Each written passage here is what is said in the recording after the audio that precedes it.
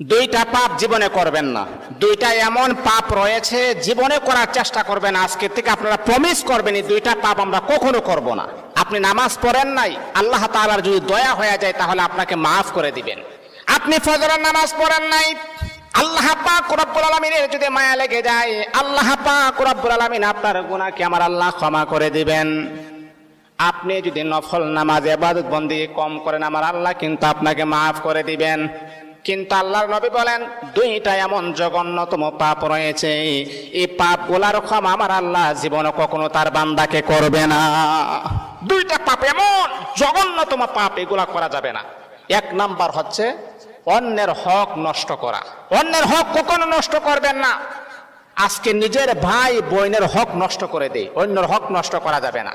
দুই নাম্বার হচ্ছে আল্লাহ পাক রব্বুল আলামিনের সাথে শিরিক করা। যদি কোনো বান্দা আল্লাহ পাকের সাথে শিরিক করেন, আমার আল্লাহ